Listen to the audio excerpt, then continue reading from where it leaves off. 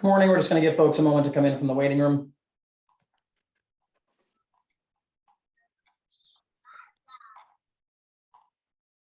As a reminder, when you are coming in from the waiting room, please do remain on mute unless or until you are appearing or testifying before the board. Thank you.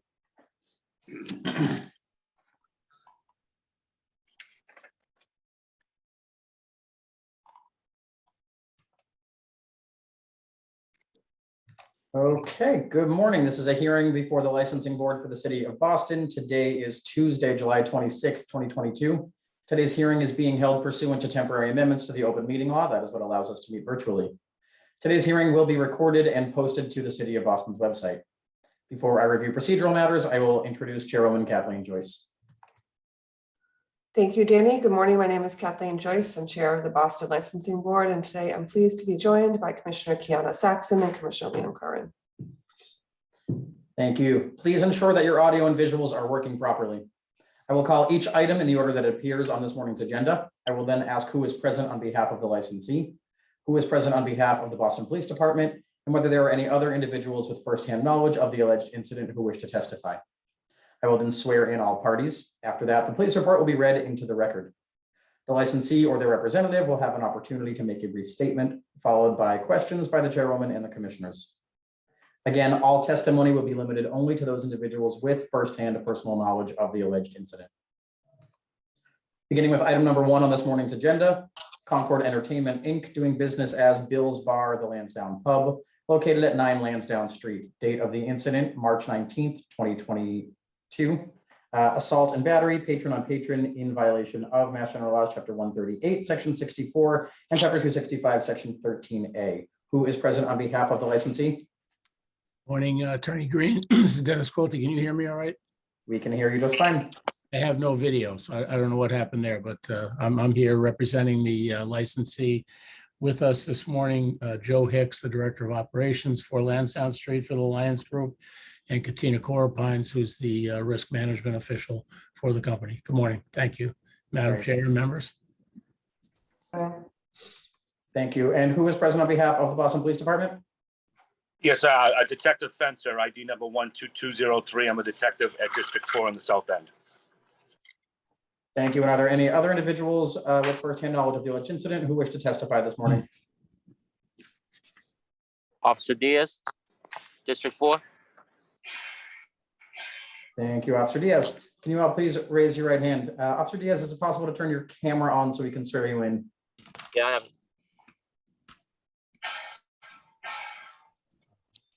Great. Do you swear to tell the truth, the whole truth, and nothing but the truth?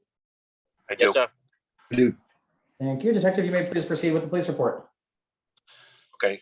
About, excuse me, about 9:54 p.m. on 3/19/2021, Officer Diaz in O'Rourke assigned to the Delta Golf 01, along with the Delta Golf 03, Officers Lonigan and Enriquez flagged down while conducting a code 19 on Lansdowne Street for a fight that occurred at 9 Lansdowne Street, the Lansdowne Pub. The Delta 981 Sergeant Detective Keenan also responded to the call.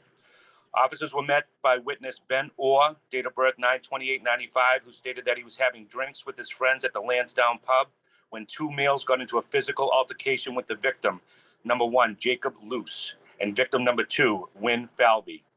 Officers observed the victim, Jacob Luce, outside of the Lansdowne Pub with no shirt on, suffering from a laceration to the top of his head. Officers observed dry blood on Luce's chest.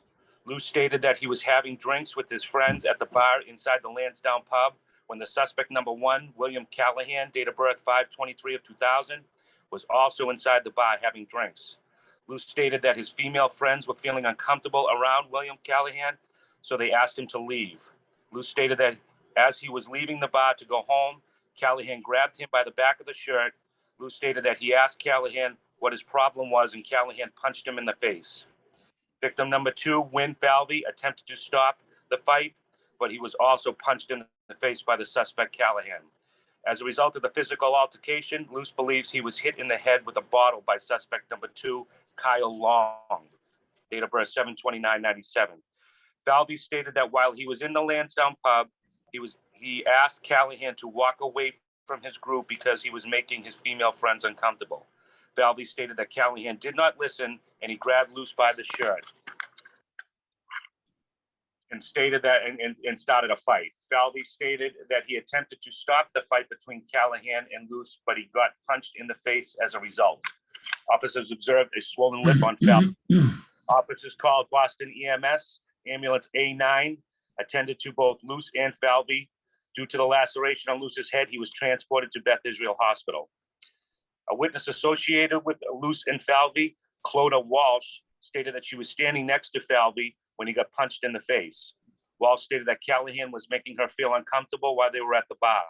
Walsh stated that she asked Callahan to walk away, but he did not listen to her and she stated that she observed Callahan punch Falvey in the face. Walsh also stated that Long pulled the shirt off of Luce's body. Officers spoke to Callahan, who stated that he got into a bar fight and it was 2 people against 1. Callahan was very uncooperative and confrontational with officers. Long was also uncooperative with officers and did not have anything to say in relation to the incident.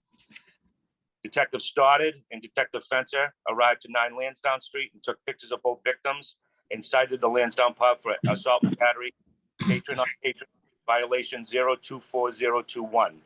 It should be noted that all parties were under the influence of alcohol while the incident had occurred.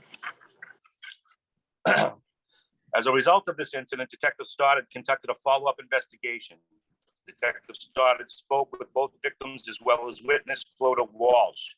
Victim number 1, Lou, stated that he originally had an interaction with him, but Long had either punched him with a bottle and then ripped his shirt. Lou stated that the assault by Long is what caused the laceration to his head. Stated that while having drinks at the bar, Callahan walked over and stood uncomfortably close to the group, continuously stared at the group. Falvey stated that one of his female friends felt uncomfortable by Callahan's actions. Falvey attempted to quell the situation by positioning himself between his female friend and Callahan. At that time, Callahan punched him in the face from behind and ripped his shirt off. The punch caused swelling to Falvey's face. Walsh stated that she was with a group of friends at the Lansdowne pub when the suspect Callahan approached the group and stood very close to her but did not say anything. Walsh further stated that Callahan stared at the group and continued to stand close to him. Callahan's actions made Walsh feel uncomfortable, so she asked Callahan to leave. When Callahan refused to leave, Walsh informed him that she was going to alert the bar staff of his actions. At that time, Callahan pushed Falvey from behind and then punched him. Walsh also stated that she observed Long rip Luce's shirt off his back, but she observed Long punch Luce. On 3/25/2022, Detective Stoddard responded to the Lansdowne pub and met with bar employee Steve Regan. Regan allowed Detective Stoddard to view the surveillance footage from the night of the incident. The footage appears to depict Callahan and Long assaulting the 2 victims with multiple closed fist punches to both victims' face and head area. Detective Stoddard sought a complaint out of Roxbury District Court for assault and battery against Callahan, and also sought a complaint out of Roxbury Court for assault and battery, serious bodily injury against Long. Great. Thank you, Detective Fencer. We actually don't have those additional reports you read in. We only have the initial. If you could I don't either. forward those to us so we can make sure the licensee has those as well. Absolutely, sure, we can do that. It's a supplemental report on top of that. Great, thank you. Yeah, we don't have any of those. Just the initial incident report. I'll make a note of that. I'll send it over. Thank you, Detective. Attorney Quilty, would you like to address the alleged violation? Yes, if I may, Attorney Green, may I just question the detective or ask him a question? Sir, did you didn't observe any of the fight happen yourself, is that correct? I did not. Okay. Did the management cooperate with you? Yes, the management and the entire bar staff were completely cooperative, yes. Excuse me. There was some information in the report that they were going to alert bar staff. Do you know whether that ever happened? I don't. Okay. And it indicates on the inspection notice that the police were called. They were. But it doesn't indicate by whom. Our internal records indicate that it was our staff people. Do you have any knowledge of that? Well, according to the beginning of the report, it appears that the officers, who one of them is here, is present at this meeting, was flagged down while they were doing what's called a code 19, which would be in the area of Lansdowne Street. They were flagged down at the time. I don't see a 911 call in the report. Okay, it does, it does indicate on the notice that the police were called.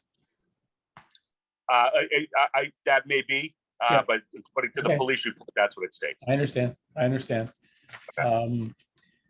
Thank you, sir. And you did observe or were given the video to review?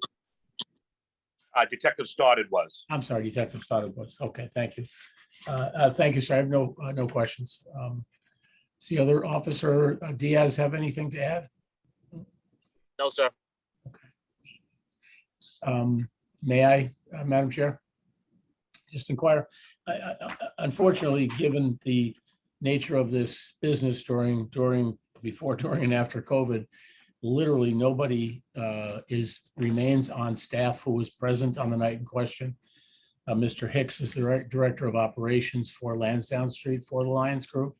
Ms. Cora Pines is the risk management, has the records of employment, et cetera.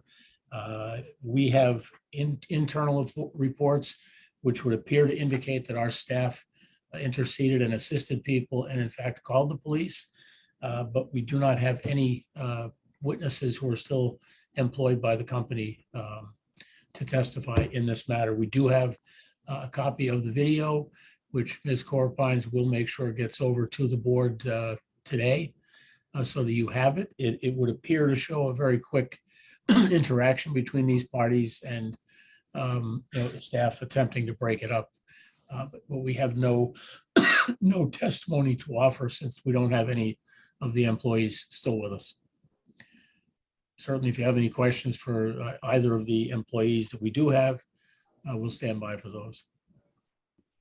Attorney Quilty, you're saying that staff called police? I want to be careful. We think they did. Okay. The notice indicates the police were called. It does not indicate by whom, that's blank. As the detective suggested, they were flagged down. We believe it was our staff who flagged down the officers out front that night. The internal reports just indicate we have a couple of employees who indicated that they were present and assisted. And again, from everything we can figure internally, it was our staff who initiated the call or the waving down of the police officers. But again, I can't state that with complete certainty. Okay, and you'll forward us those reports in the video today? Yes, ma'am. Continue. We make sure the two reports go with the video. She said yes. Yes. Okay. No, internal reports from, There are two internal, right. Continue. Unmute yourself, please. I've just asked you I'll make to, sure. Okay, there she is. Can you hear me Continue. now? We make Is that sure the better? two internal reports and the video are sent over to the board. Yep, I will send the internal reports along with the video. Thank you. thank you. I don't have any questions, Commissioner Curran or Commissioner Saxon. I do not, thank you. No questions for me, thank you. Danny, I'm not sure if there's anyone else. It looks like some people are trying to unmute themselves. I can't tell if they're here for this or not. let's see, people should be able to unmute themselves, so Maybe just one more call to see if there's anyone else who wants to testify. absolutely. Was there anybody else who wanted to testify in this matter who has not yet done so?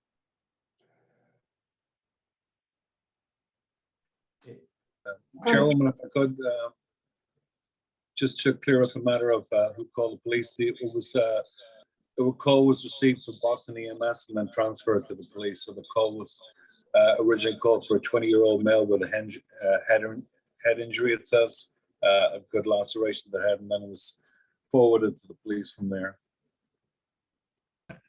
I couldn't understand anything of that, and we don't have that report either. He's saying that EMS is the one who called the police. Okay. Thank you. I have no Board will other take questions. Board will take this matter under advisement. Attorney Quilty, please do forward those internal reports and videos, and we will forward you the additional reports as soon as we receive them from the Thank police. you. Thank you. Will do. Thank you. Thanks. Calling thank item you. number 2, Cardona's Inc., doing business as Barney's Grill, located at 299 Haver Street in East Boston. Date of the incident, November 21st, 2021.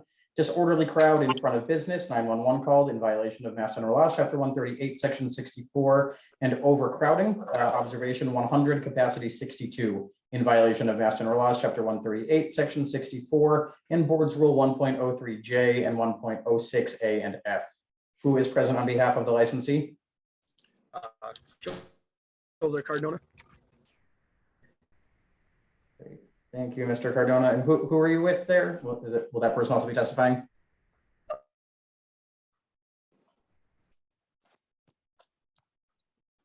You are breaking up. You're frozen, I should say. Mr. Cardona, maybe if you turn your camera off, we can hear you better. I don't know if you guys can hear. Yep, we can Oh, hear yeah, you I now. apologize. Can you hear me now? Here, it's not that great.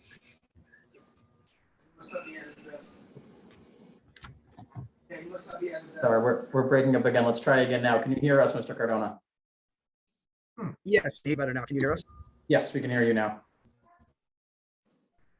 I'm going to ask you to turn your camera off because it's not a really good connection. I might be able to hear you better.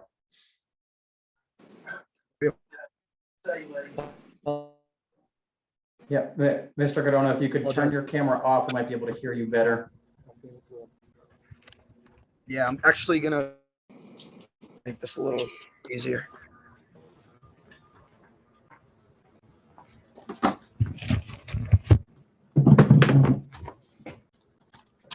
Great. Thank you. And thank you. Who is present on behalf of the Boston Police Department? I am Detective Alfred James. Thank you, Detective James. Are there any other individuals with firsthand knowledge of the alleged incident who wish to testify this morning? Okay, can you both please raise your right hand? Do you swear to tell the truth, the whole truth, and nothing but the truth? I do. I do. Thank you. Detective James, you may proceed with the police report. Yes, sir. At 11:17 p.m. on Sunday, November 21st, 2021, officers responded to a radio call for a fight at 295 Harv Street. Prior to arrival, the Channel 2 Dispatch informed officers that 15 people were fighting. The caller further said people were possibly drunk from the bar next door. Upon arrival, with the assistance of other officers observed a large crowd in front of 299 Harv Street, Barney's Grill. It should be noted that a male, unknown name and age, 20-30-year Hispanic male, stopped Officer Duran with his cell phone and was not cooperative. Officer Pels requested patrol supervisor, and Sergeant Smith arrived on scene shortly after. Officers spoke with owner of the bar, later identified as Keller Cardona, who was cooperative. Officer told Ms. Grant that the people had to leave the bar immediately due to the officer's observation of 100 people were inside the bar, while Barney's Grill seating capacity was 62. Mr. Cardona relayed the messages to the customer and complied without any incidents. That was the original report, sir. Thank you. And we do have a supplemental on this. Yes, sir. Yes, I can read the subject. Thank you. That would be great. Yes, on 8:35 p.m., Detective James and Sergeant Detective Blass went to 299 Harv Street, Barney's Grill, for code 35. On arrival, officers saw that there were 6 persons in the bar. The manager, Daron, I don't know if I'm pronouncing it right, Londono, was notified of the reason we were there by Sergeant Detective Blass, and that a citation be written for violation that occurred on 11/21/2021 at 11:17 p.m. for the disorderly crowd in front of the business that resulted in a 911 call at overcapacity. The capacity for the bar was 62, and officers counted 100 persons. That's it, sir. Thank you very much, Detective James. Mr. Cardona, would you like to address the alleged incident? Yes, good morning, everybody. How are you today? Going over the incident that happened that day, just as far as what had happened inside of the business establishment, I do a pretty thorough job of making sure I try to say compliant to the city's rules, laws, and regulations, as well as the business. For what had happened outside and what occurred outside, for me being inside and, overseeing the operations in the back, though we were a little bit busier than normal, what occurred outside, I don't know where it stemmed from, what the results were, but when I was notified of it, I made sure to make it a point to go outside and see what was going on. There was a lot of people in the street that day. It's also right before Thanksgiving. A lot of the bars around here, you have Kelly's Pub, you have other people heading to the late night restaurants, eateries, La Chiva. You got other places around here that there's a lot of people walking, heading to other locations. I remember that day wasn't that bad of weather outside either. So when I stepped outside and seen all these people, huddled up around and, the cops had been called, I was definitely a little at a loss for words. Once I realized I was speaking to I don't remember the officer's name. My apologies, but I was definitely compliant speaking to him about what was going on. Some of these patrons that I had seen outside, I recognized maybe just a handful that had been in here. There was other people out there that I have no idea where they came from, how they resulted being in front of Barney's.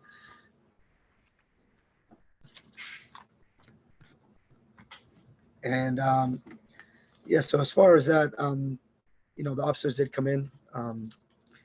I guess there was an observational count where they said we had more than 100 patrons.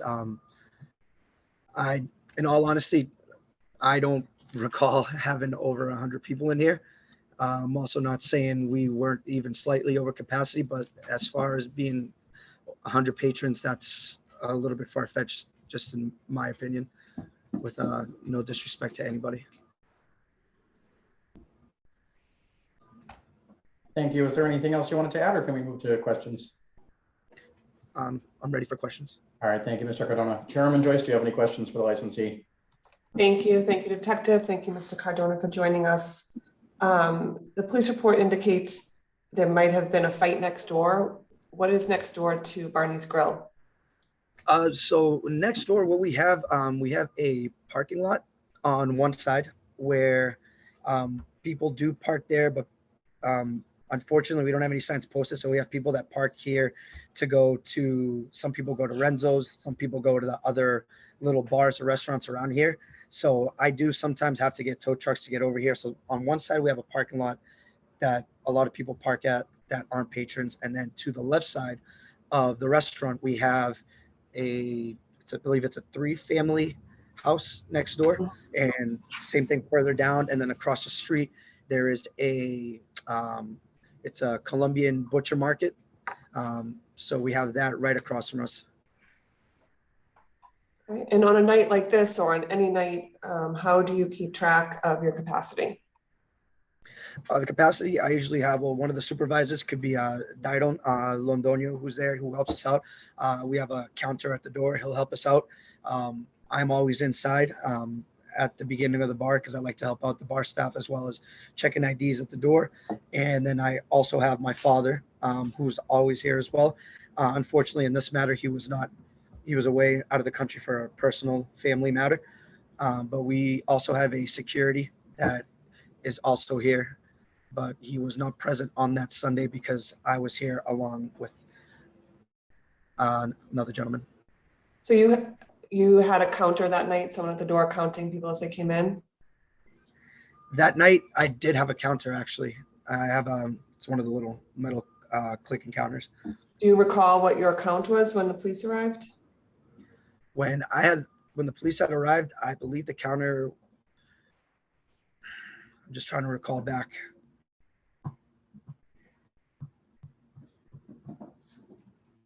So to the best of my knowledge, my counter at honestly about 65. Okay. Appreciate that. Thank you. I don't have any other questions. Commissioner Curran or Commissioner Saxon, do you? Do you keep a record of your capacity? Maybe you can go back just to refresh your memory. Unfortunately, I do not keep a record of that. I do apologize. That's something that can definitely help me out going forward, which is something I will do. But as pertaining to that night and a record keeping of my patrons, I do not keep a record log.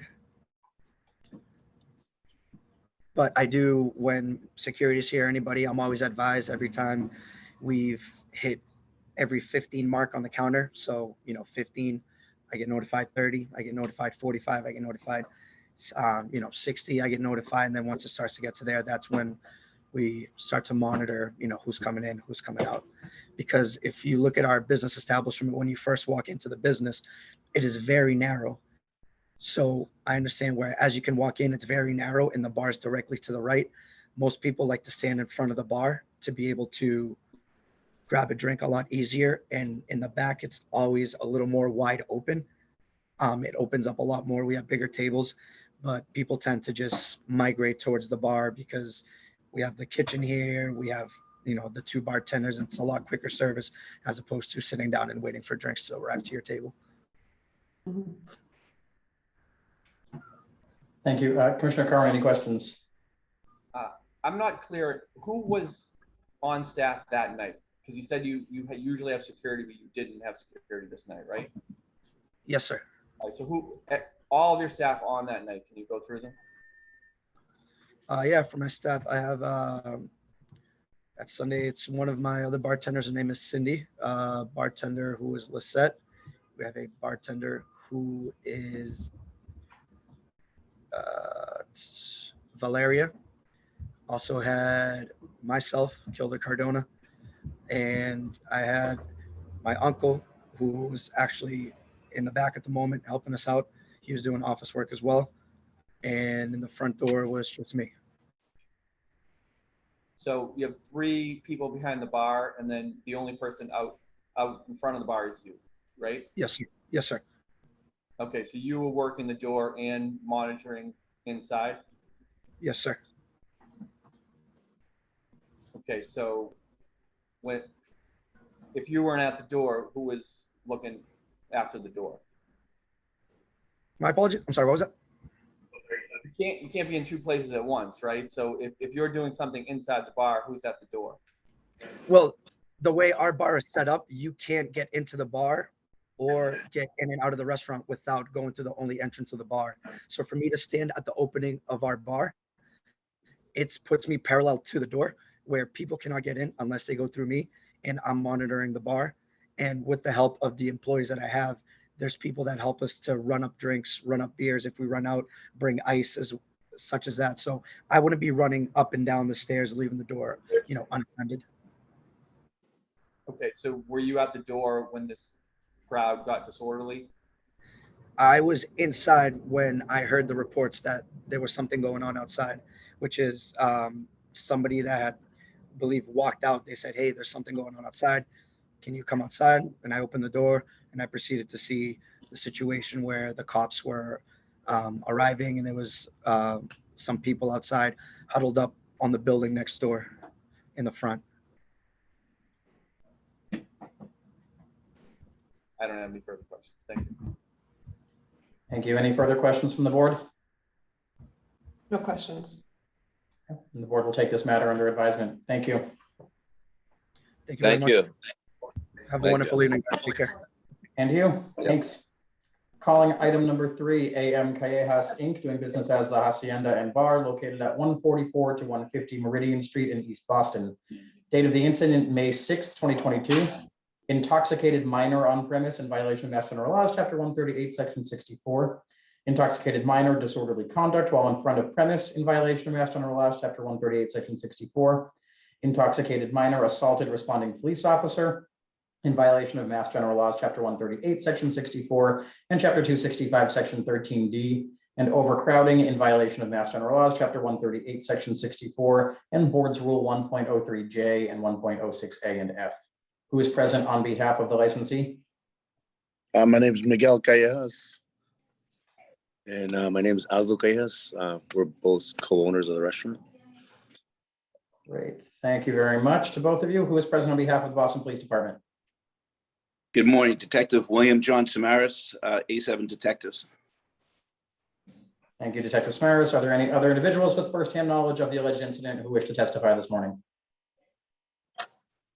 Can you all please raise your right hand? Do you swear to tell the truth, the whole truth, and nothing but the truth? I do. Thank you.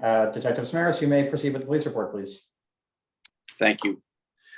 At about 1:43 a.m. on Friday, 5/6/2022, Officer Bang assigned to the Gold 499 Alpha responded to a radio call for a fight at 159 Maverick Street, East Boston, parentheses, La Hacienda Restaurant Bar. Before arrival, Officer Nazir in the Gold 411 Alpha conducted a walk and talk assignment at 150 Meridian Street. While doing the assignment, he observed a fight between a female suspect, later identified as Gloria Castro Calderon, date of birth 9/27/2002, with five other females in front of One Central Square, parentheses, Walgreens. Officer Nazir requested A7 units to assist him. Upon arrival, Officer Nazir pointed to Miss Castro Calderon, whom Officer Bang observed was shouting, cursing, and crossing the road. The officer approached Miss Castro Calderon, who did not wear her shirt or jacket, but a tan brassiere and black pants, asked her to get her clothes, and insisted that she go home. It should be noted that Miss Castro Calderon was highly intoxicated. However, Miss Castro Calderon kept repeating, "Go ahead, an expletive, I will kill that expletive, go ahead."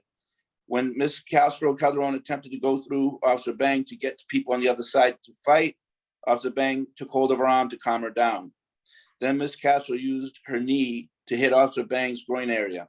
Officer Bang brought Miss Calderon down to the floor and placed her under arrest for assault and battery on a police officer. Miss Castro Calderon kicked inside the marked cruiser door and spat on the cruiser window. The officer notified the Channel 2 dispatcher. Miss Castro Calderon refused the booking. It should be noted that while searching the property at A7 booking area, Officer Bang located a fake ID, parentheses, United States of America employment authorization, which she had used to enter La Hacienda. Officer Bang sees the ID. The evidence was logged into Boston Evidence, book page 37, and turned it to Sergeant Hernandez. The suspect, Miss Castro Calderon, was charged with the following: disorderly conduct, assault and battery on a police officer, possession of false identification. That's the initial report. I do have a supplemental. Yep, we have the supplemental as well. If you could read that into the record, please. Yes, sir. On 5/10/22, about 8:40 p.m., Detective Espino, assisted by Sergeant Detective Blas, conducted Code 35 at La Hacienda, located at 22 Central Square, East Boston. Officers were met by the manager, Aldo Calais. I don't know if I'm pronouncing it, I apologize. Ms. Calais was issued license premise inspection notice 001-403 for the following that occurred on 5/6/22.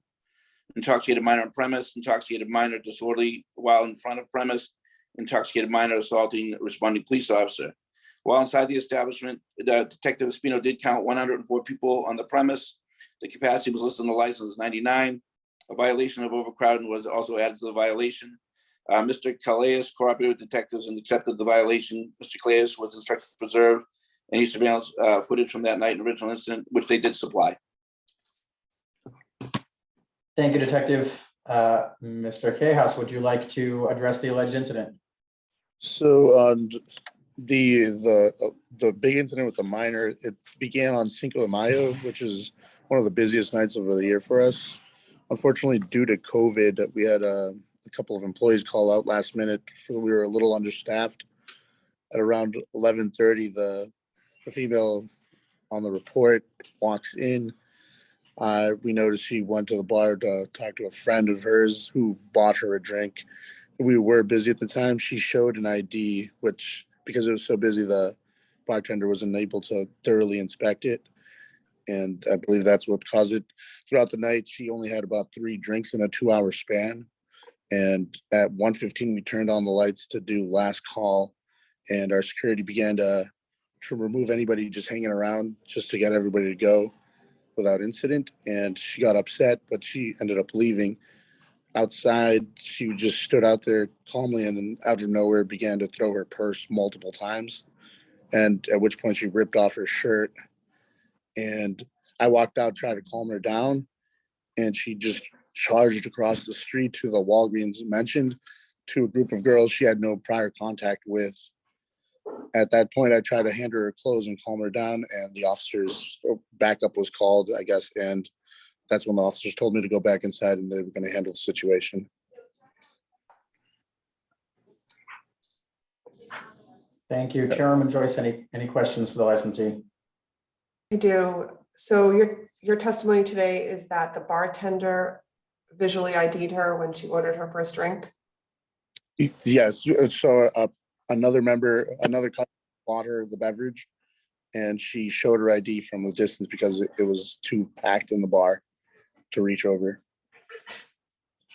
She showed her ID from a distance, so the bartender never looked at it?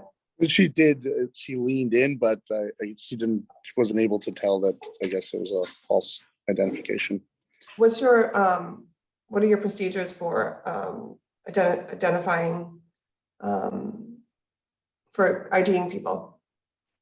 For IDing, usually we have a security guard at the door, actually 7 days a week, and they start IDing all customers after midnight because usually we do still have the kitchen open till 12:45, but we prefer not to have anyone that could be potentially underage or could potentially buy alcohol without us having the security guard who's certified. What time did she arrive? Say it again? What time did she arrive? Around 11:30. So she was not ID'd at the door? No. Okay. And what's your procedures for accepting whatever kind of a not a state ID or this, whatever this is? We United accept. States of America Employment Authorization? I've never ever heard of that. So is that something you normally accept? We did accept. It's pretty much a green card, an employment certification. It is a government, but we don't. So it's see a that fake green card. You accepted a fake green card? pretty much. Yeah. But so after that, we decided we got everyone tip certified. We did have a lot of new staff, and now we're only accepting passports and state IDs from any state in the United States. So no more of the employment cards or any IDs from other countries. How long did has this bartender worked for you that accepted this ID? She's probably been here for like 2 years. I don't have any other questions. Commissioner Curran, do you, or Commissioner Saxon? I do not. Thank No questions from me. Thank you. Thank you, and the board will take this matter under advisement. Thanks. Thank you. Thank you. Calling item number 4 on this morning's agenda, Fuente Cleaning Services, Inc., doing business as Biares Columbia, located at 28 Bennington Street in East Boston. Date of the incident, June 27th, 2022. Overcapacity, crowd gathered outside obstructing pedestrians in violation of Mass General Laws, Chapter 138, Section 64, and Board's Rule 1.03J and 1.06A and F. Who is present on behalf of the licensee?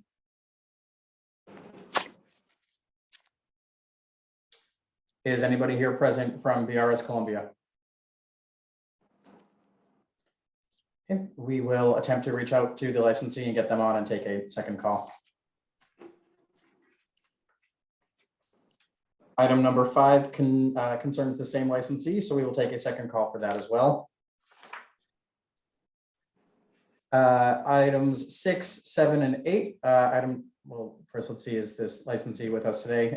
Is there anyone present on behalf of Sam Spot? I can see that we are getting pretty small in numbers here. Okay, similarly, we will attempt to reach out to this licensee, get them on and take a second call after we've gone through the rest of the agenda, and that is for items 6, 7, and 8.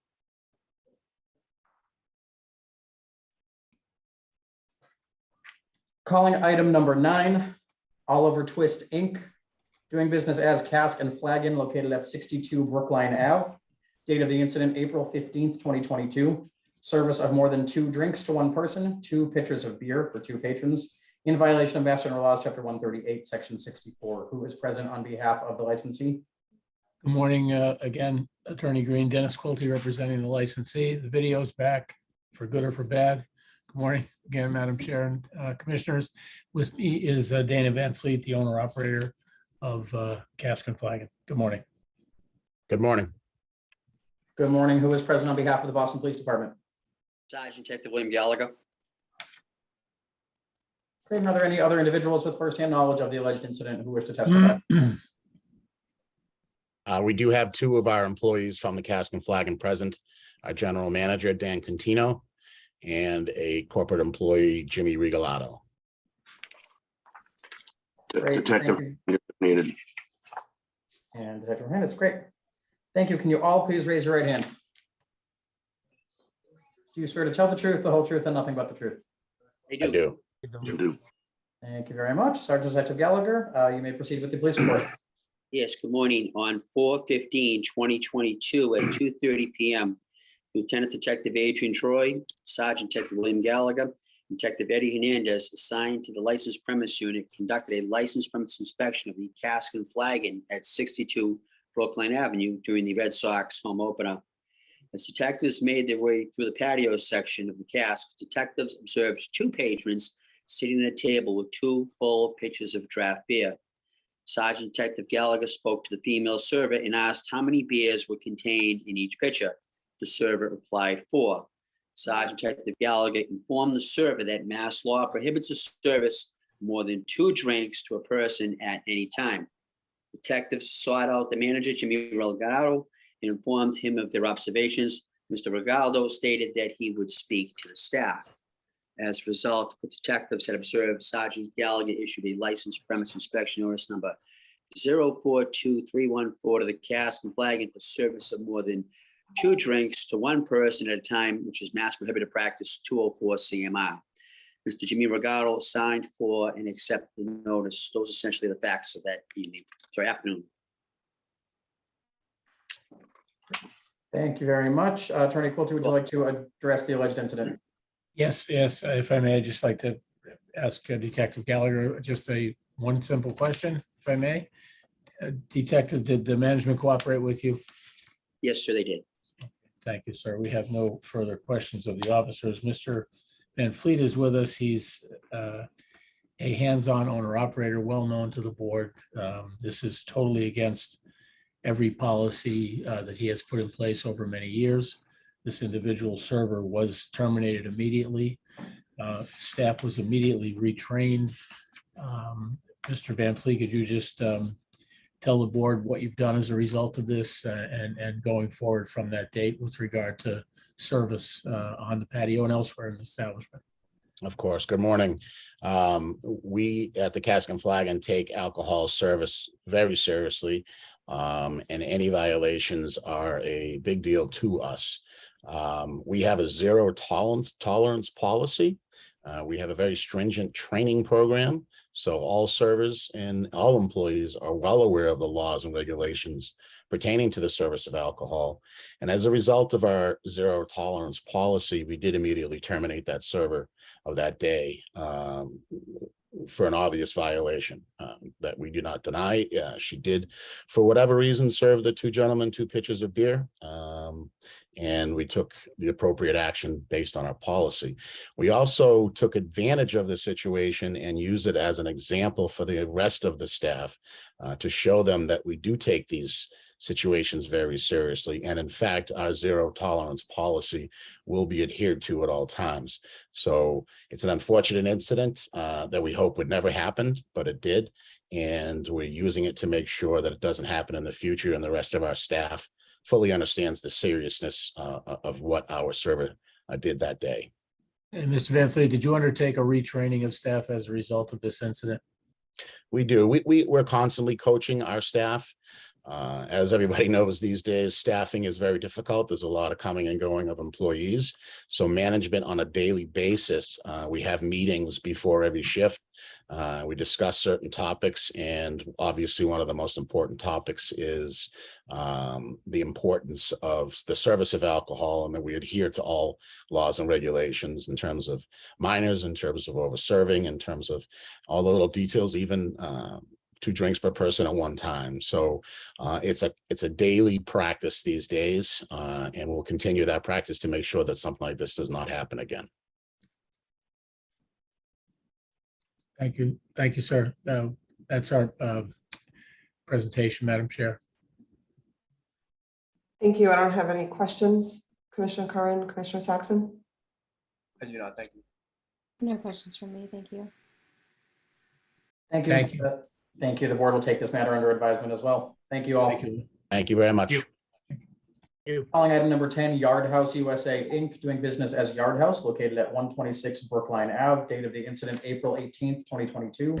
Overcrowding on outdoor patio, 177 mechanical count, capacity 105, in violation of Mass General Laws, Chapter 138, Section 64, and Board's Rule 1.03J and 1.06A and F. Who is present on behalf of the licensee? Good morning, everyone. Andrew Upton for the licensee, and with me is Wilson Figueroa, who is the manager of record. Great, thank you very much. Who is present on behalf of the Boston Police Department? I am. Detective Hernandez, thank you. Are there any other individuals with firsthand knowledge of the alleged incident who wish to testify this morning? Sergeant Detective William Gallagher, if need be. Thank you. Can you all please raise your right hand? Do you swear to tell the truth, the whole truth, and nothing but the truth? I do. I do. Thank you. Detective Hernandez, you may proceed with the police report, please.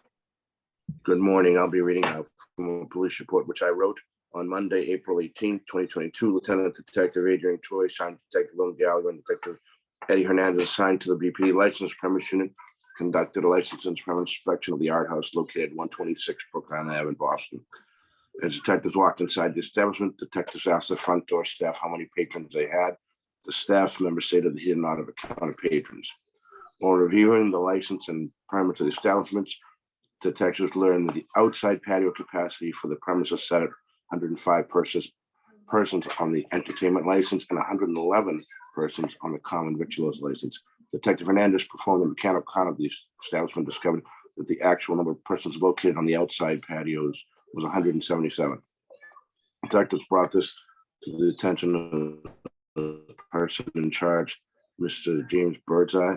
Mr. Birdseye stated that he would immediately bring the clients result inspection number 043303 for overcrowding on the outside patios of the establishment. Mr. Birdseye signed for and accepted the notice. So, Thank you, Detective Hernandez. Attorney Upton, would you like to address the alleged incident? Yes, thank you. First, just a couple questions for the detective, if I may. Detective, was staff and security cooperative when you made your inspection and had your discussions with them?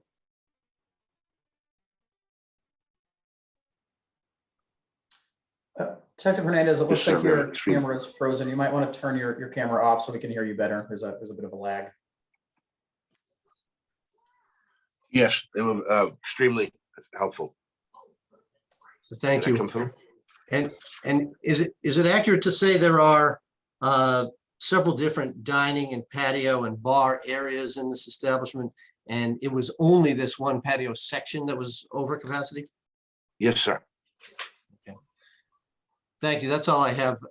If I can give a brief overview, Attorney Green. Absolutely. This incident occurred on Marathon Monday. Yard House employs contract security who usually guard the door and count the patrons. Because it was the marathon, contract security was late and patrons filtered into the patio because the back door was not being counted. Note that this establishment is 12,808 square feet, has a capacity of 672. No other area besides the patio was over capacity. We did fail to count the patio guests in a timely fashion, but the patio has garage doors that were open, giving direct access to the front dining rooms. So there's plenty of room to move. It didn't appear crowded, and egress was never blocked or impeded. I've submitted photos of both of those areas. All that being said, this is a busy, professionally run place, and management has taken this incident as an opportunity to review staffing and crowd management. And I'd like to have Wilson Figueroa, the manager of record, say a few words about that. Good morning, everyone. My name is Wilson Figueroa, and I'm the general manager at the Yard House on Brookline Avenue. Been working for Yard House now, coming on 11 years now. I have 8 assistant managers that work with me, and a staff of about 131 currently right now. I do want to apologize for the incident. At the end of the day, I'm responsible for the establishment and accountable for any of the opportunities or problems that may arise in the building. The day of the incident was Marathon Monday. We did have a really good crowd, nice and early. As the attorney just said, we do employ a private security company that we station at the front door and at the back door. Unfortunately, that was also opening day weekend with baseball season being pushed back. And it was a new security company, and one of the two guards was there who was at the front door checking all IDs. We do lock the back door so that all IDs get funneled through the front. And so there was nobody at the back door, unfortunately. I reached out to the security company. They got somebody out there as quickly as they could. And given that situation, we obviously didn't do a very good job in tracking the crowd capacity at that point. The staff was out there and they obviously will monitor, underage drinking or intoxication, harassment, things like that. But obviously, we went over. Like the attorney said, we're working under overcapacity anywhere else. But since that situation did occur, we took some steps to, make sure that this issue doesn't happen moving forward. First and foremost, I got all the managers clickers, so they all have their own individual one. That way, as they're going through the crowds, they can just, do a quick count and make sure that something like this doesn't happen, especially that we're just not solely dependent on that security company. The second thing was we did end up moving forward with another security company. Obviously, with them being not on time, being late, not being able to man the door, it wasn't something that we could continue to risk and allow to continue to happen. So we did end up terming, it was Minuteman Security, and now we utilize Narrow Security to do that. We continue to talk to the team. We also have all the managers on walkie-talkies, so that way we can communicate to one another throughout the floor, on both ends of the building, make sure that we're constantly looking at it and controlling it. So if a manager for some reason has to be back there and stanchion off the area and go one for one in the patios, we know that that's what's going on. We can give that word to the host at the front as well. So, and that's it. I appreciate you guys listening and be more than happy to answer any questions. Mr. Green, if I could just clarify, Wilson, by one for one, you mean when it gets crowded, you have a policy of only letting one in if one goes out? Correct. I just wanted to clarify. Thank you for that. Chairman Joyce, do you have any questions for the licensee? I don't have any questions. Thank you. Commissioner Carmen or Commissioner Saxon? How is this premises broken down as far as capacity on your license? I don't have it in front of me right now. So do you recall? We have a total of 672. Dining area 1 is 309. Patio dining is 80 with 30 standing. Dining area 2 is 36, and seasonal outdoor area 5 is 39. Okay. And this 111, where does that come from? Is it different areas combined? No, Wilson, correct me if I'm wrong, but that's just the outdoor patio. In the photos I submitted, you can see sort of a triangular shape with a big garage door that's open. So that's the patio backing up onto the dining room. Okay, so it's just the area outside, not inside of the garage doors. Correct. Okay, and how many seats are out there? So seats, you could seat with the new tables that we just purchased. I believe it was a total of 30 guests could be sat, and then that would leave a standing room of about 20 guests on each patio. On each outside patio? Correct. And so when you're outside, those are divided as well? I'm not so familiar with it. Yeah, we have two patios, two outdoor patios. One closest to Fenway, one closest to Wahlburgers, and both walls is a total of 50, I believe. Right? Yeah, 50. So about half the capacity out there will be represented by people generally at a seat, and then the other half are people standing. Correct. But that everyone doesn't have to be seated; they all could be standing, right? Yes, sir. I'm just trying And I'm trying to get to the point where it doesn't look overcrowded when they're counting 177 in the situation. Like, what does it look like when you're at capacity of 111? you would have to count that between both of them, right? So I mean, the way I remember it was between they were counting both of them, and that's where we were over. I mean, we would never have, 111 on just one individual patio. So I believe they were looking at it from both perspectives. Okay, thank you. Commissioner Saxon, any questions? I just want to make sure that I'm not confused. So are you saying it was 11 over? How many over? I don't have the report in front of me. I believe the attorney does. Andrew, do you have that? Yeah, the report says capacity 111, total 177. Oh, okay. Thank you. Got it. All right, any further questions from the board?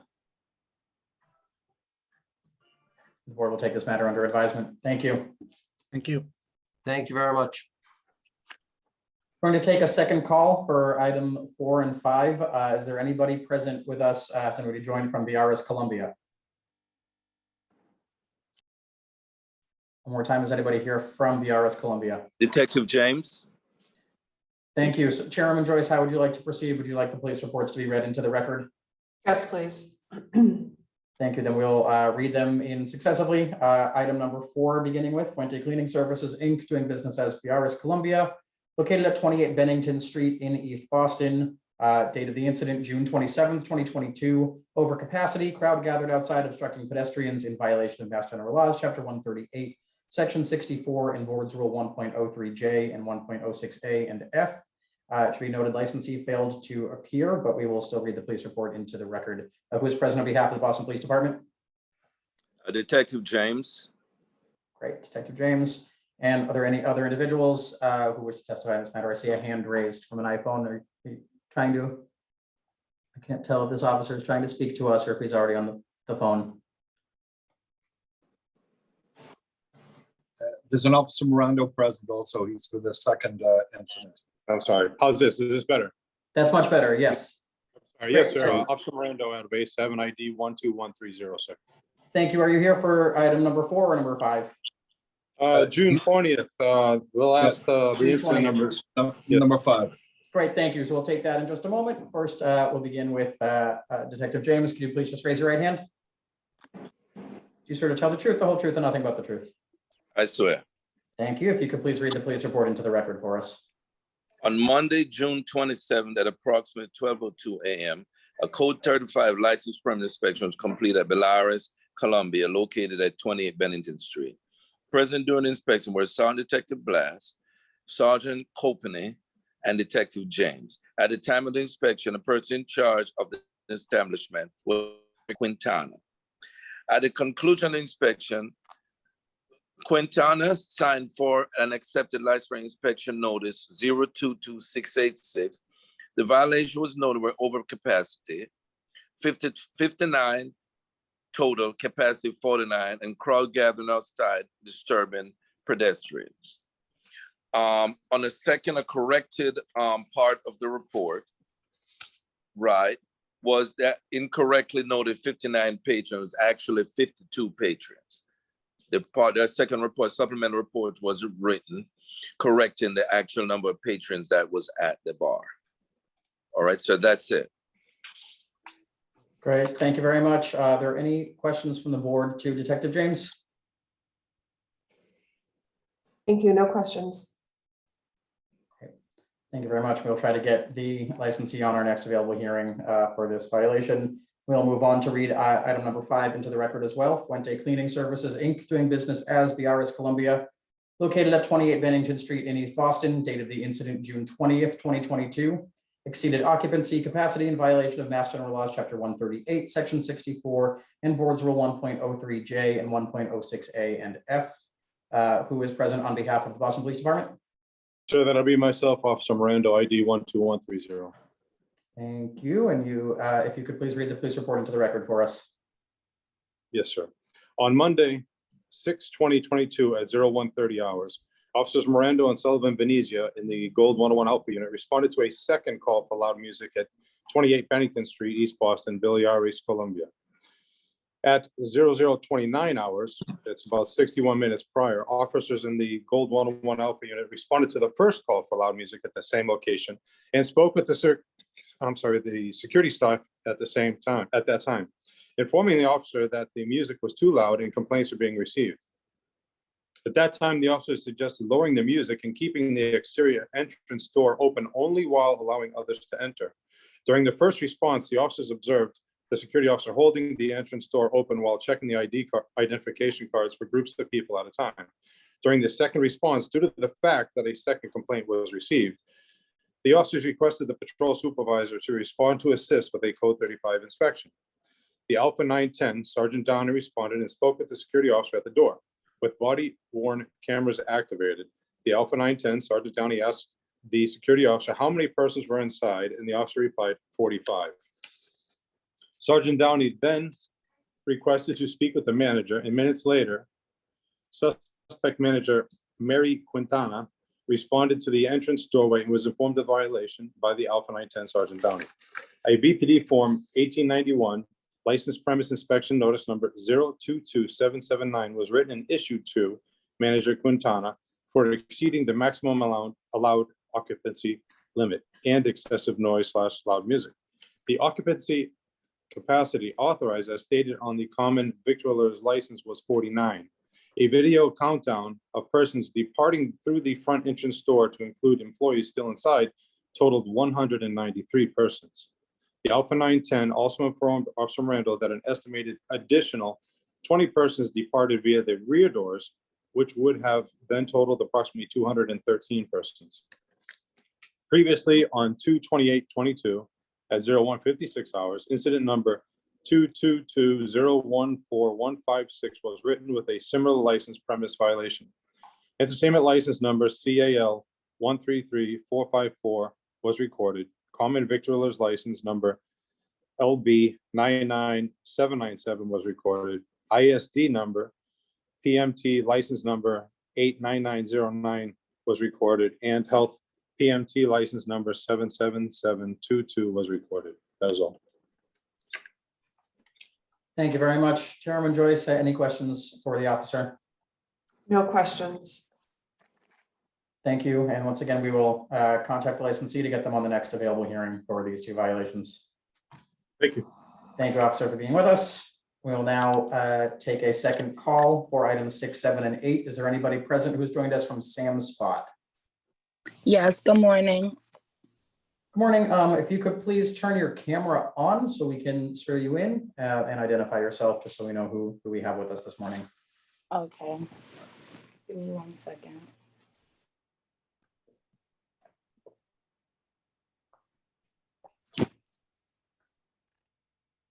Thank you. And while you are trying to do that, I will just ask the chairwoman, we have 3 violations in front of us from the same licensee regarding similar violations. Would you like to take these 3 together or separate each one by one? I'd like to take them separate. Great. Thank you. So we will first call item number 6 on this morning's agenda, Sam's Spot LLC, located at 1476 to 1478 Dorchester Ave in Dorchester. Date of the incident, March 20th, 2022. Premise operating after posted closing, 3 a.m. in violation of Mass General Laws, Chapter 140, Section 9, and Board's Rule 1.03M and 1.05A. Premise providing alcohol and food without a license in violation of Mass General Laws, Chapter 138, Section 2, and Mass General Laws, Chapter 140, Section 9, and Section 4. Premise providing DJ music without a license in violation of Mass General Laws, Chapter 140, Section 183A. Who is present on behalf of the licensee? Me. Yep. Thank you. Could you please just identify yourself for the record? Samantha Anson. Thank you, Ms. Anson. And who is present on behalf of the Boston Police Department? Detective William Gallagher. Thank you. Are there any other individuals with firsthand knowledge of the alleged incident who wish to testify this morning? Can you both please raise your right hand? Do you swear to tell the truth, the whole truth, and nothing but the truth? I do. Thank you. Sergeant Detective Gallagher, you may proceed with the police report.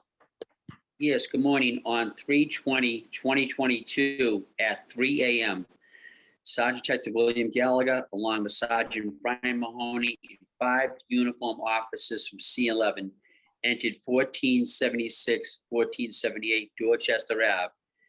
The report of an after-hours party taking place on the second floor of Sam's Spot Restaurant. The premise had been flagged by City Hall as a problem premise with after-hour parties taking place during the early morning hours where loud music can be heard by abutters. Detective and officers proceeded to the second floor where they observed about 30 people drinking alcohol and eating food. There was a bar set up with a bartender. Beer and hard salsa were observed on ice. On the other side of the room, there were trays of food being offered to patrons. A sound system with what appeared to be a DJ was operating in the front corner of the premise. Sergeant Detective Gallagher identified himself and informed the group that they were bothering neighbors with the late night music and after-hour gathering. Sergeant Gallagher informed the group that they would have to cease operation and leave the premise. There were no incidents as the group quietly and promptly left. Sergeant Gallagher inquired with the bartender as who was in charge of the premise. The bartender informed him Sam and gave phone number, was the owner of Sam's Spot. Sergeant Gallagher attempted to contact the owner by phone and was unable to. Sergeant Gallagher informed the bartender that it was illegal to host after-hour parties in a licensed commercial establishment. She stated she would pass this information on to Sam. As a result of what was observed, Sergeant Gallagher issued a licensed premise inspection notice number 004544 to Sam's Spot for premise operating after posted closing hour, 3 a.m. premise providing alcohol, food, music without CV, premise providing DJ music without entertainment license. The notice will be forwarded to the Boston Licensing Board and mailed to the owner. Those essentially are the facts of that incident. Thank you very much, Sergeant Gallagher. Ms. Anson, would you like to address the alleged incident? Yes, so yes, that event obviously did occur. I allowed one of my employees to have a birthday party. My CV license did expire, which I then renewed, which I wasn't aware of at the time. And they kind of just like left after they were told, which I'm fully aware of that was incorrect to allow them to do that after the moment, but we no longer allowed that to happen. I mean, there were 2 instances after, but as of now, that's no longer an issue. Okay, thank Ms. you. Anson, do you mind turning your camera on? Yes. Thank you. Are you open to the public yet? No. Okay. Have you been inspected by inspectional services yet? So we're currently at we have the CV, we have the health inspection all set, but we're just waiting on our final building permit. Okay, so what, you're waiting on the city, or is there something you need to do? Yeah, it's 1010. We're like, the final steps, I'm in contact with Cheryl Odom. So we're just basically waiting for them to process all the paperwork.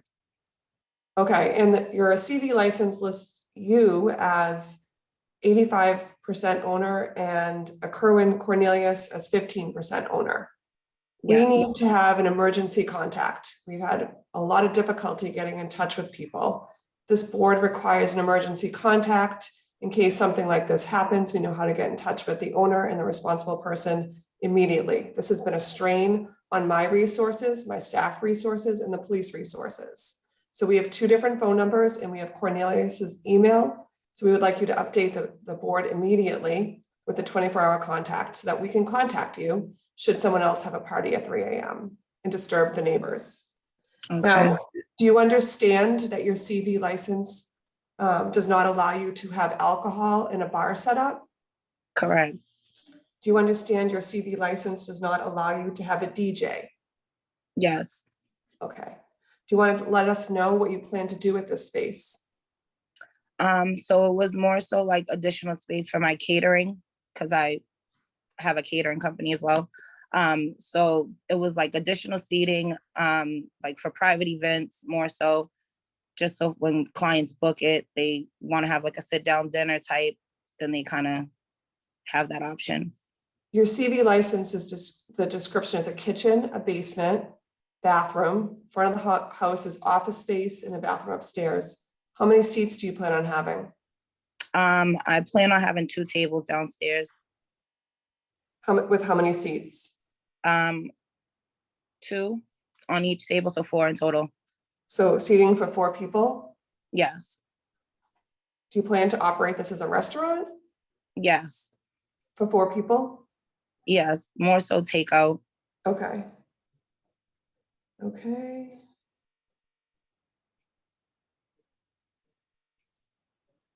Do you understand that your license needs to be renewed every year? Yes, Okay. Right now, your license is for takeout only, so you cannot have 4 seats unless you amend your license.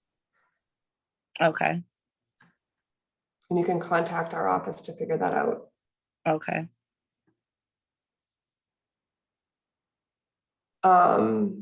And your mailing address is this Methuen address?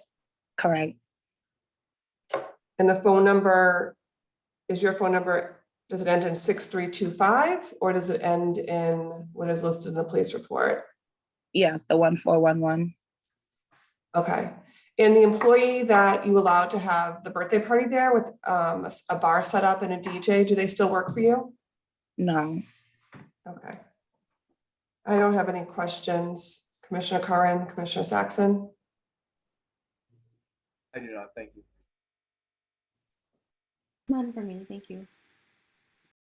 Thank you. The board will take this matter under advisement. Ms. Anson, you can please reach out to licensingboard@boston.gov with the correct contact information for a 24-hour contact, both phone number and email address. okay, Thank you. We'll move on to item number 7, Same Spot LLC, located at 1476 to 1478 Dorchester Ave in Dorchester, dated the incident April 1st, 2022. Expired common victular license in violation of Mass General Laws, Chapter 140, Section 9 and Section 4. Premise operating after posted closing hour in violation of Mass General Laws, Chapter 140, Section 9, and Boards Rule 1.03M and 1.05A. Premise providing alcohol without being licensed in violation of Mass General Laws, Chapter 138, Section 2, and premise providing DJ live entertainment in violation of Mass General Laws, Chapter 140, Section 183A. Who is present on behalf of the licensee? I am. Thank you. And who is present on behalf of the Boston Police Department? Sergeant Detective William Gallagher.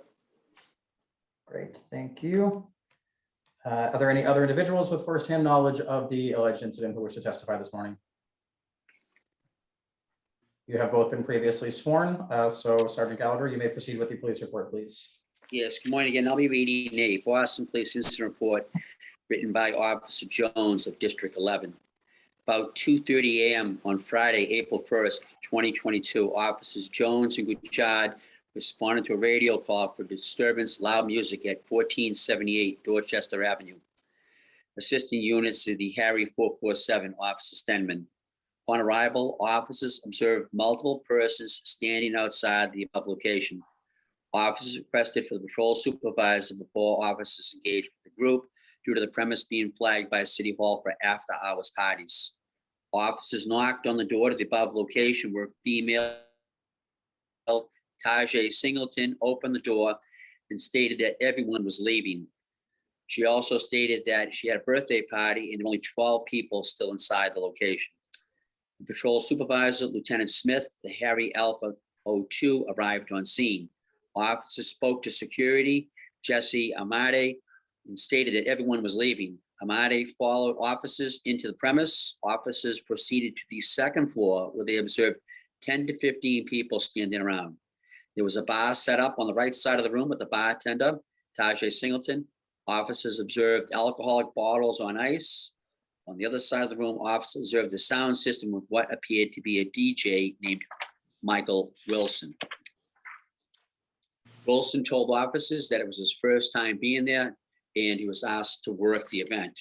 Officers also observed a male wearing a security t-shirt, Joseph Pace. Officers observed a male wearing a Dublin House t-shirt, Odell Maddox. Maddox stated he was working the party, he was just there. Patrol supervisor informed the group that they were bothering the neighbors with the loud music in the after hours. Patrol supervisor informed the group that they needed to cease operation and exit the premise immediately. Singleton asked for the officers' badge numbers and names. All parties exited the premise without further incidents. Past incidents at above location, 3/20/22, license premise violation, in Boston Police Incident Report number 222-019369, and a 3/27 noisy party, Boston Police Incident Report number 222-021299. The complaints were that the people at the door were taking money from guests and several persons outside the building. Bartender Singleton summons for permitting nuisance, Chapter 139, Section 20, and alcohol violations, 138, Section 50, selling and exposing alcohol. Security Omadi and Pace summons for permitting nuisance, Chapter 139, Section 20, and alcohol violations, 13850, selling and exposing alcohol.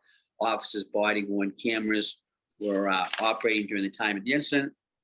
And the last report is, that is, I believe, the issuance of the LPV, and that states on 4/1/2022 at 10:10 p.m. Sergeant Gallagher of the licensed premise unit inspection notice number 043288 to Sam Spot, 1478 Dorchester Ave for the following violations: expired common victuals license 2021, premise operating after post at 11 p.m. closing, patrons on premise at 2:30, premise providing alcohol without being licensed, premise providing DJ entertainment without being licensed. Copy of the violation will be sent to the registered owner, Samantha Anson, 142 Pleasant Valley Street, Methuen, Mass., as well as a Boston Licensing Board. Detectives attempt to contact the owner via phone and email, but have not been successful. That is from the April 1st incident. Thank you, Sergeant. Ms. Anson, would you like to address this alleged incident? I mean, I would just say, I mean, I wasn't there, and that's not any excuse, but I mean, they were, obviously I had employees kind of congregating without my knowledge. And it's no fault of their own. I mean, I gave them a key, so that's kind of, and it's pretty much the same people just kind of routinely just coming after work and meeting at this spot. And I mean, I've talked to them about it, and obviously we're here. So, I mean, that's no longer anything going on, as I stated before. Ms. Anson, did you receive any calls or communication after the last incident on March 20th? When your staff were not, you did? Actually, yeah, I spoke to officers at C11, and I did meet with the new sergeant, and we spoke about it. At the time, I wasn't getting mail at my location, well, at the address that it was sent to, but I did receive the emails that I got from Maureen. I'm trying to understand if you were contacted between March 20th and when the second after hours party took place. No, I was alerted by the staff, but I didn't actually receive Okay. You didn't give permission for them to have an after hours party? No, for the birthday, yes. For the second one, no. Because they already told me that the police had came, and I told them not to do it. So then following up, they kind of just. Did they pay you to use the space? No. And the people at the after hours party, were any of them at the birthday party? Yeah, it was my previous staff. So like, I mean, they were kind of. Do they still work for you? No. Okay, so the people don't work, people that had the birthday party who you said no longer work for you, happened to still be working at the after hours party? Correct. Well, the time that they were. When did you terminate their employment? I terminated it, I mean, on different instances. The bartender, I terminated her, I would say 2 months ago. So what did the bartender do for your catering company? She was a server. You're not supposed to have alcohol. She was a server. She was a cashier. Well, training for cashier position, but primarily she was a server. Okay. And who is Ms. Singleton? Sorry? Who is Ms. Singleton, the female that opened the door at the birthday party? She's one of my previous employees. Okay. And Jesse Omarde? He's a family friend. Okay. And Joseph Pace? Their security. Do they still work for you? No, Odell Maddox, he doesn't work for you? no, They did work for you though? yes. And they went and had like an after hours party without your permission? I mean, they had the permission to be in the establishment with the key. They had the key and everything like that. I mean, it was just after we got the first instance, I told them we weren't going to do it. And I guess they just kind of reconvened. And I wasn't actually at the space at the time.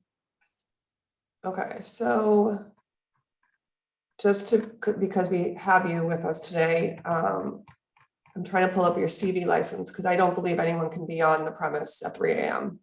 just because they have a key. I'm taking responsibility, like the brunt end of it, because like I said, I gave them the key. It wasn't like I was there to say, no, don't be there, or like, you know what I mean? So I don't want to involve them in any kind of logistics if it's meaning that it's my establishment. Okay. I don't have any other questions. Commissioner Curran or Commissioner Saxon? You've had the CV for at least a year because it expired. So you had it for at least a year? Yeah, so I actually got it in 2020 and then I renewed it. And then it expired in early 2022. So was it, did you have a takeout in operation for those 2 years? No. Like I got the CV license early, like early stages, because I was told that that was the first step to the process. So I kind of had that for a while and we've been operating as catering.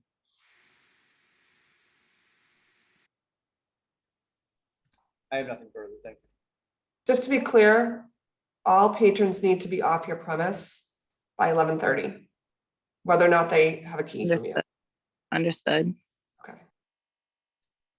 Thank you. Any further questions from the board on this incident? We will take this under advisement and move on to the third, number 8, Sam Spot LLC, located at 1476 to 1478 Dorchester Ave in Dorchester. Date of the incident, April 2nd, 2022. Premise operating after posted 11 p.m. closing in violation of Mass General Laws, Chapter 140, Section 9, in Boards Rule 1.03M and 1.05A. Expired common victualer's license in violation of Mass General Laws, Chapter 140, Section 9 and Section 4. Failure to admit Boston police officers for inspection of licensed premise in violation of Mass General Laws, Chapter 140, Section 9, and Boards Rule 1.10A. Who is present on behalf of the licensee? Ms. Anson. great. Thank you. And who is present on behalf of the Boston Police Department? Sergeant Detective William Gallagher. Police Officer Michael Butler. Thank you. Officer Butler, I believe you have not been sworn in yet. Could you please raise your right hand? Do you swear to tell the truth, the whole truth, and nothing but the truth? I do. Thank you. Sergeant Gallagher, will you be reading the police report, or is this Officer Butler? I think Officer Butler authored the first report. He can read that and I'll read the second. Great, thank you. Okay.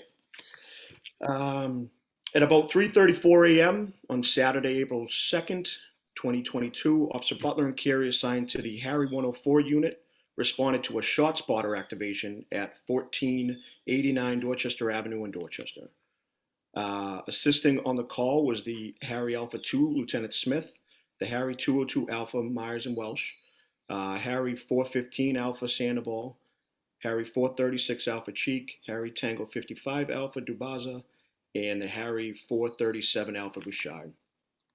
Upon arrival, officers located 3 silver shell casings, which were the .45 caliber special, in the street outside of 1489 Dorchester Avenue. No ballistic damage could be located. It should be noted that prior to the shot spotter activation, officers Bouchard and Mahangos had observed numerous people coming and going from 1478 Dorchester Avenue. 1478 Dorchester Avenue is a known location of an after-hours party, which has been the subject of numerous recent incidences, 222-019-369, 222-022-655 and 222-022-1299. Officers observed broken bottles on the ground, which may have indicated that a fight had taken place.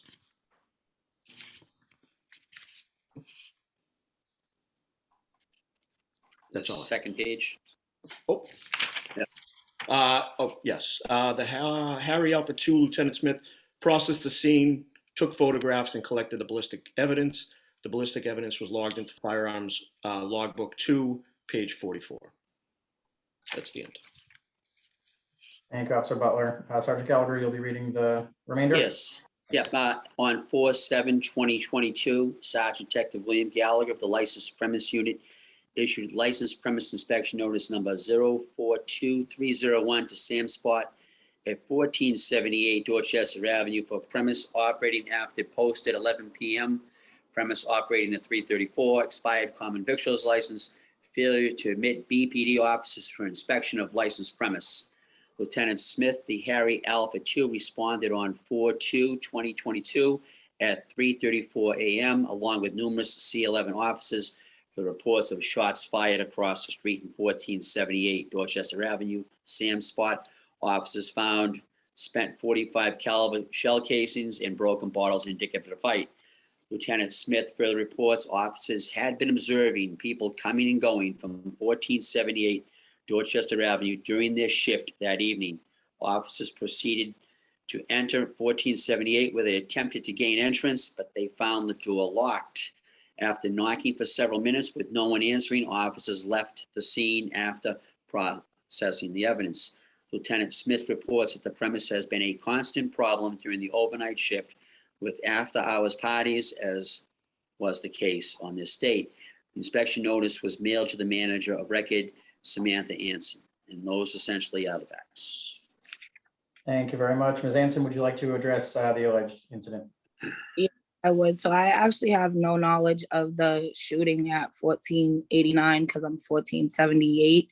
And there also are other events that happen along the strip of along Dorchester Ave. There's an event space right along, like 3 doors down from me. There's a building that has parties all night long. So, I mean, I can't fully take responsibility for other events that happen around my location and just so happen to be like next door to me or so, or when we're known to have had previous parties, and then it just kind of like automatically goes to us. And there's been other instances. I'm not looking to shift blame or put it anywhere else, but in that instance, I have no knowledge of that. I had no staff there. If they knocked on the door, we always answer. If there's something going on, they're going to answer because they feel like it's somebody coming to the party. If it was the police, we answer automatically. So that part, I can't really attest to. And I also am not sure where there was no fight. So I couldn't really say that, yes, I know where that came from, or no, I don't. So, I mean, I would say look in that area of the 1489, because like I said, there are other events that go along aside from where my location is, and also after that, around that time. So Thank you, Ms. Hanson. Chairman Joyce, do you have any questions? Yes, for Officer Butler, in your police report, it states in the 4th paragraph, it should be noted that prior to the shot spotter activation, officers Guichard and I can't pronounce the names, Mihangos, had observed numerous people coming and going from 1478 Dorchester Ave.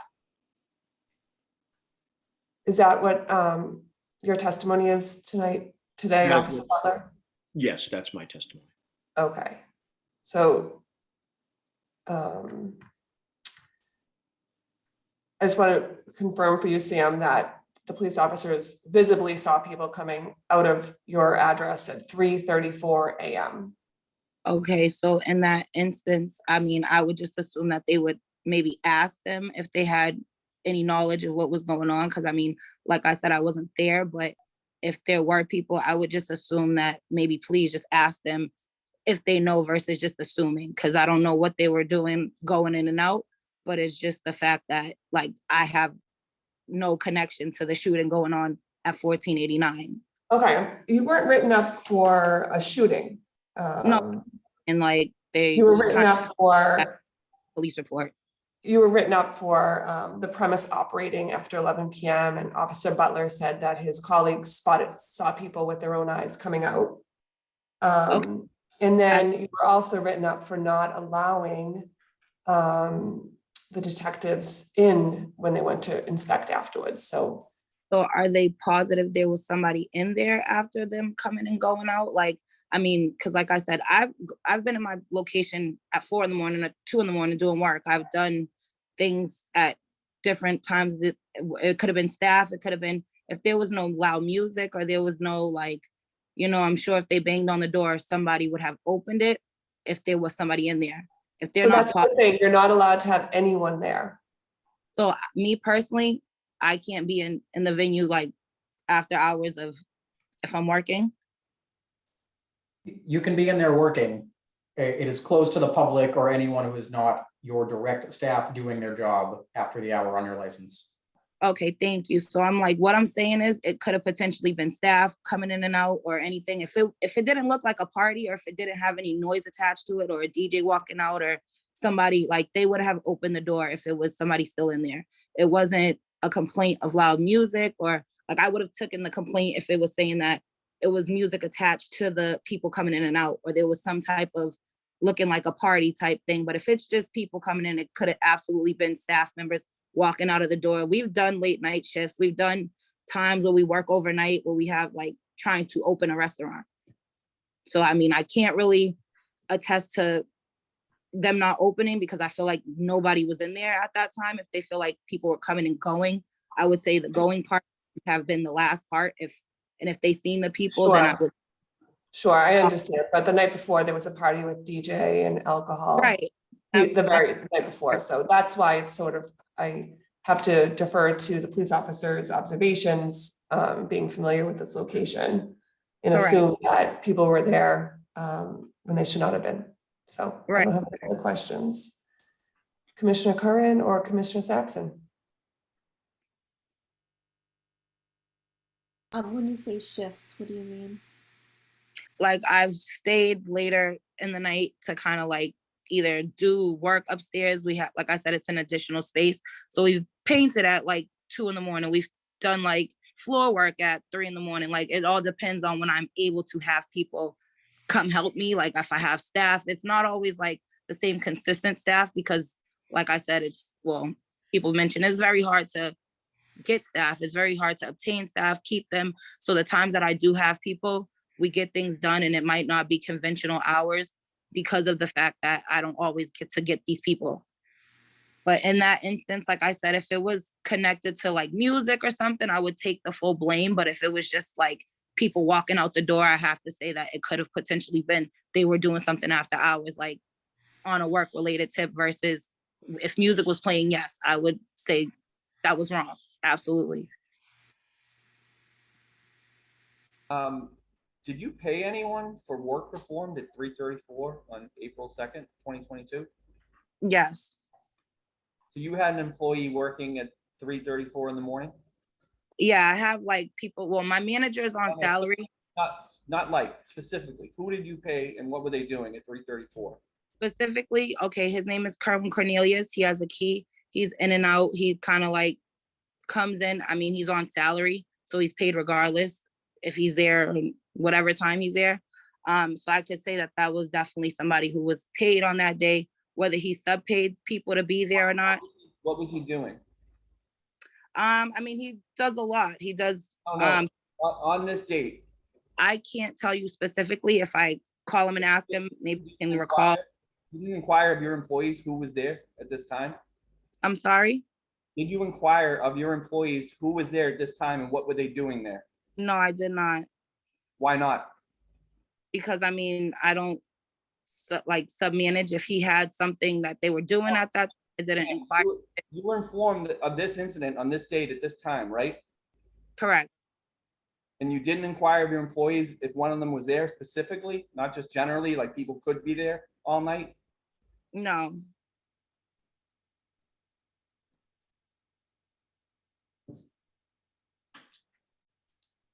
I'm just gonna repeat that these are taken very seriously by the board. Absolutely. And as the owner, the 85% owner, I would behoove you to find out who was working there and why, and I mean, you're putting your license at risk. It's already at risk, and usually people come very prepared to defend what happened. And I think what Commissioner Curran is saying, that you, we would expect you to find out, if you're testifying that Cornelius was coming and going and he's salaried, what work he was doing there on that night. Okay, We vote on Thursday, so if you could get in touch with him. before absolutely. Thursday. Thank you. Are there any further questions from the board on this incident? Thank you. The board will take this under advisement. Ms. Hanson, if there is any further information you would like to provide the board, as Chairman Joyce stated, we do vote on Thursday morning. So the record will stay open until the end of the day tomorrow. Okay, thank you. With that, those are all the items before the board today. Thank you, everybody. Thank you.